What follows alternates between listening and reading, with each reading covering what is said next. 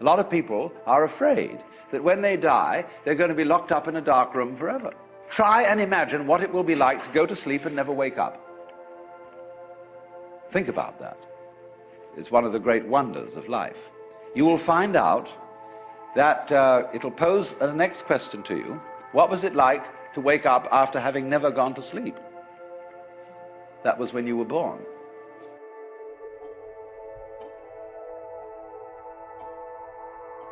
You're all going to die.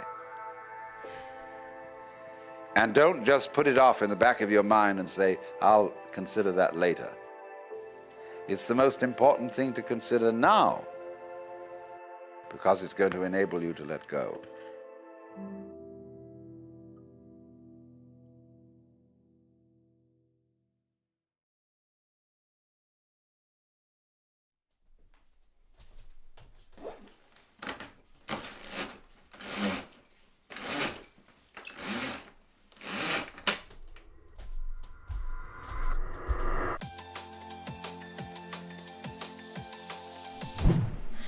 So I think I'm going to try to do daily cold showers now. So yeah, this is going to be the first day. I'll see you in a bit.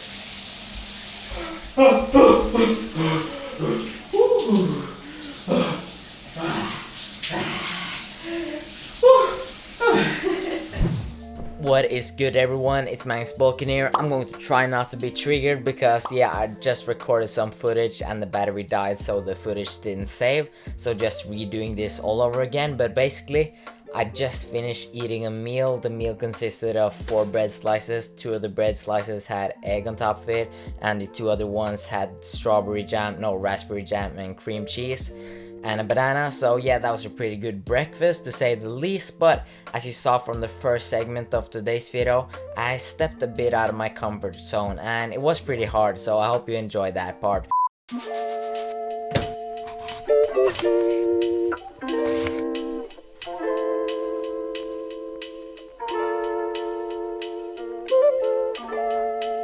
So I just got done with my pre-workout meal. It was just some oats, some apples, some syrup, and some peanut butter. Pretty simple meal, but yeah, let's talk about the beginning of this video. It was all about like a talk that you're going to die and stuff, like ooh, super scary. But yeah, what I was essentially doing was just stepping out of my comfort zone.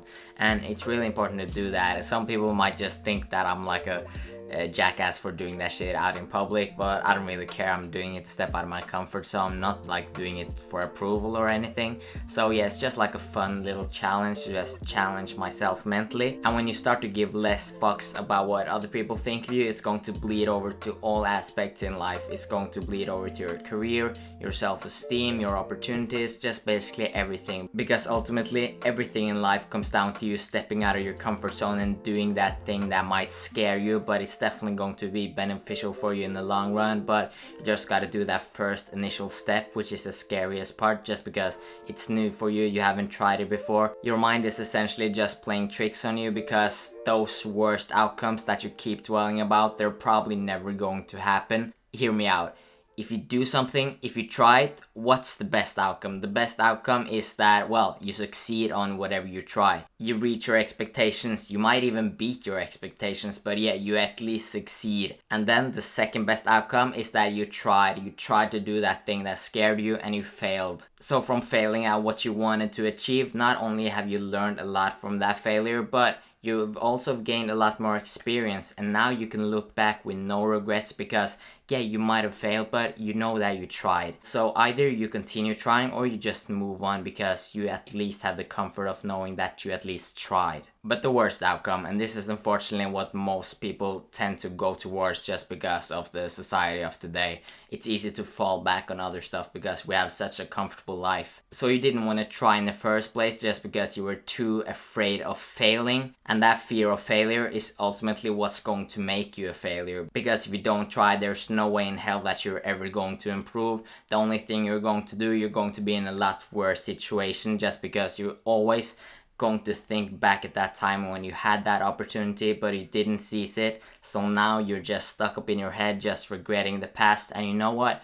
There's nothing you can do about it because the past is gone and you're only in the present. It's just going to eat you alive inside. So just remember that the best outcome is trying to chase that fucking thing and succeeding. The second best is trying and failing. You tried, that's amazing. You've gained experience, you learned from your failure, and now you can at least look back with comfort knowing that you tried. Worst outcome, you don't even try in the first place just because you're so afraid of failure. But what you fail to realize is that failure is a very crucial step in improving. Failure is just a byproduct of success. All the most successful people in the world, they've failed more than you and me can ever imagine, because yeah, you have to fail in order to improve, learn from it, get better and stuff. And it's always the worst thing to not try to fucking do that thing that you want to do. And that is why I do what I do. That is why I wake up every day trying to chase my dream. That's why I have a poster on my wall reminding me every single day that I'm going to die.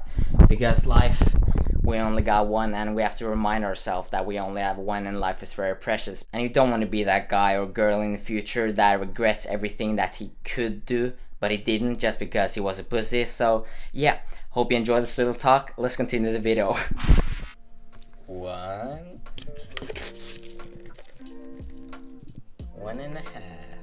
So we're going to go into an upper body session right now. I pray for that my gym don't close, because yeah, a lot of gyms has been closed in cities around my area, so I really hope that they don't close. So I'm just going to be grateful for that the gym is open at the moment, and yeah, let's make the best of it. Cheers. So, as you probably know, I train my upper body 3 times a week, and the first exercise I'm starting off with for today's workout is standing overhead press. It's an amazing exercise, and most people actually don't know this, but you know how like the 3 main powerlifting lifts are squat, bench and deadlift?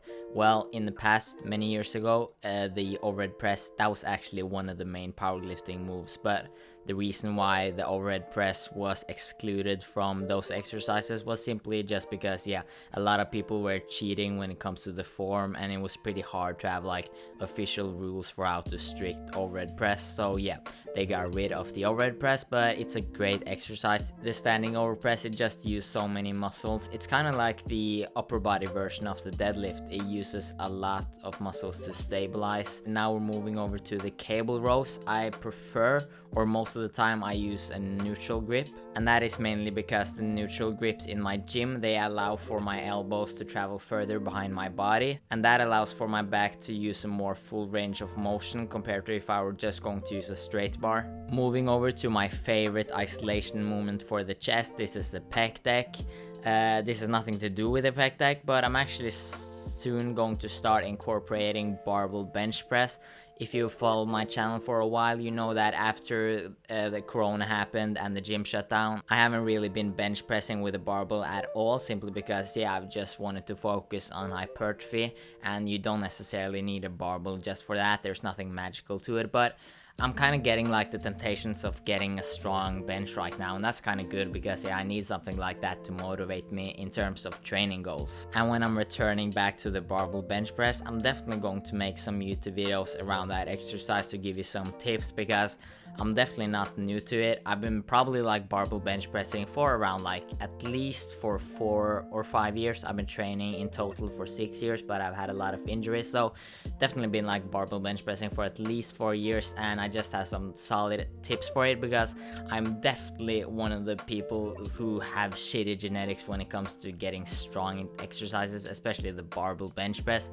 After like a few years of consistently doing it, I probably had a bench press of literally not even 135 pounds. I literally had like a 120 pound bench press after a few years of lifting, and I also plateaued at 1 plate at the bench press. I hit a 2-plate bench press like 1.5 years ago, and that was pretty sick. So hopefully I can give some tips for you, especially if you're someone with not amazing genetics and you want to get a strong bench. So be on the lookout for that. I can't wait to produce a lot more helpful and valuable content, but as you can see right here on the screen, the stupid ass camera isn't focusing, so I feel like this shot could have been so sick. I was trying to get a thumbnail picture, but yeah, as you can see, the shot was out of focus, so rip me. But the workout is coming to an end, so I'll see you in the next clip in 3, 2, 1. So just wrapped up that training session. Went pretty good. Unfortunately, it looks like the gym is maybe going to close, so it's going to be on the news later today if my gym is going to stay open or not. So I'm really looking forward to just finding that out, because if it's not going to stay open, it's okay, I'll just focus on another goal. But if it is, I'll be fucking happy, that's for sure. But yeah, I'll see you at home. So I just got home, and today's video is sponsored by this expired salad which has turned brown. So yeah, hopefully it will taste decent. But yeah, I'm going to enjoy that salad right now. Also going to take ashwagandha. Ashwagandha is pretty much the only supplement I use, well, besides like protein powder and pre-workout. But yeah, ashwagandha is just like a very science-based supplement. It has a lot of research just backing it up. It has become very popular for the past few years. Yeah, it's relatively a pretty new supplement, but basically it just reduces cortisol, anxiety, and it also reduces stress. You can read more about ashwagandha on examine.com if you want to. But yeah, take that sometimes just when I want to get in an extra comfortable state and just be extra chilled and focused, especially when I'm editing. It's pretty nice to take before that. But yeah, I'm pretty much going to enjoy my salad right now, and I hope that if you're going to take one thing from this video, don't let it be my yeah, I can't really come up with anything it shouldn't be. I'm pretty perfect, not jokes. But yeah, if you're going to take something from this video, just remember that failing, it's not the worst outcome. It actually is a crucial step in order to succeed. The only people who are scared of failing so they don't try in the first place, they are the ones that are not going to go anywhere in life. And you don't want to be that guy or girl. Or what are the other pronouns? Hen, zen, it, I don't know. But no matter what you want to accomplish in life, it's crucial that you always remember that failing is a part of success, and the worst thing you can ever do for yourself is not to fail, it's to never try. Because if you try, you can succeed, and if you try, you can fail, learn from those failures and get more experience, and that's the only way to success. Or you cannot try and stay a loser forever, essentially. So yeah, just gotta get this loser state down, and we gotta try. So do the shit that scare you. It's ultimately going to lead to a better life, and you're going to thank yourself for it. Not me, but yourself, because you're the one doing the work. So yeah, I hope you like this video. I would greatly appreciate it if you could like the video, only if you liked the video though. And if you didn't like the video, dislike it and tell me what I can improve on in the comment section below. My name is Magnus. Peace.